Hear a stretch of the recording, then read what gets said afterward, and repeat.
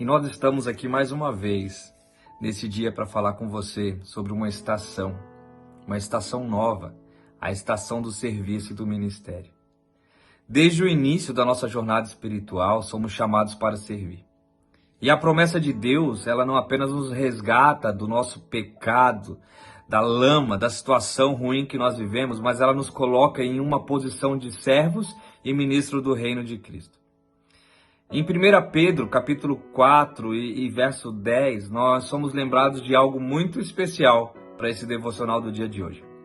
Cada um exerça o dom que recebeu para servir aos outros, administrando fielmente a graça de Deus em suas múltiplas formas. E eu digo a você que essa é uma palavra fiel, pois Deus ele nos capacita e nos equipa com dons específicos para cumprir o nosso papel no corpo de Cristo. E nós precisamos descobrir esses dons. E ao descobrirmos esses dons, nós vamos encontrar, sabe o quê? A nossa expressão única do nosso serviço e do nosso ministério. Eu quero dizer algo muito importante para você. Você tem algo para servir ao Senhor. Você tem algo para se expressar ao Senhor. Todos nós temos algo que nos foi dado. E não sou eu que estou falando, mas é a palavra do Senhor que diz: cada um exerça o dom que recebeu para servir ao outro. Então, a promessa ela é como uma inspiração. E a gente vê muitos ministérios notáveis na Bíblia que foram desencadeados por uma promessa divina.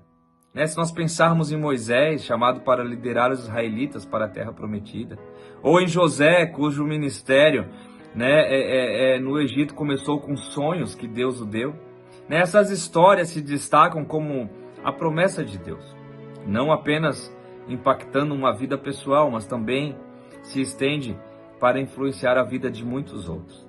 Um exemplo poderoso que nós encontramos na palavra do Senhor está em Jeremias capítulo 1, verso 5, onde Deus diz: antes de formá-lo no ventre, eu o escolhi. Antes de nascer, eu o separei. E eu o designei profeta às nações. Jeremias ele foi chamado e designado por Deus para um ministério profético antes mesmo do seu nascimento. Da mesma forma, cada um de nós somos chamados para um propósito específico. E a promessa de Deus, ela nos capacita a cumprir esse chamado. Então, eu te desafio nesse dia a descobrir o seu propósito, o seu chamado e a sua vocação. Descubra o seu próprio chamado. Descubra a sua vocação. Busque o seu propósito.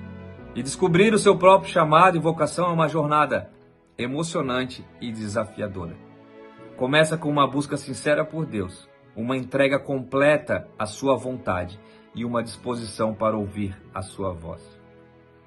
Em Provérbios capítulo 3, versos 5 e 6, diz que nós devemos confiar no Senhor de todo o nosso coração e não se apoiar no nosso próprio entendimento. Nós devemos reconhecer o Senhor em todos os nossos caminhos e Ele endireitará as nossas veredas. Então nós precisamos, nessa estação, ter a promessa como inspiração. Ter a jornada de uma vida de obediência. Porque Hebreus capítulo 11, verso 8, nós lemos sobre a obediência de Abraão. Que diz assim, pela fé, Abraão, quando chamado, obedeceu e dirigiu-se a um lugar que mais tarde receberia como herança. Embora não soubesse para onde estava indo, ele obedeceu à voz de Deus. Se você quer obedecer, você faz na hora. Se você faz depois, não é obediência. Pense nisso. Creia nisso. Viva isso. Sabe? Por mim, poderia contar diversos testemunhos sobre ouvir a voz de Deus e obedecê-la, ou não obedecê-la. Mas no dia de hoje, eu quero dizer para você, extraia de você o melhor da tua vida, no serviço e no ministério, que o Senhor te incumbiu, que o Senhor te chamou. Você tem um propósito lindo de vida que o Senhor te entregou, então exerça isso. Todos nós temos algo para entregar ao Senhor.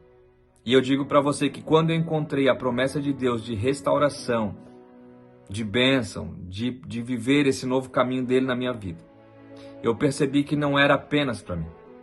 Deus me chamou para ser um instrumento de sua graça, na vida dos meus familiares, na minha casa e na vida daqueles que também precisam de cura. Então, o meu ministério não é apenas para levar um testemunho aos outros, mas é a expressão prática da promessa de Deus que eu recebi.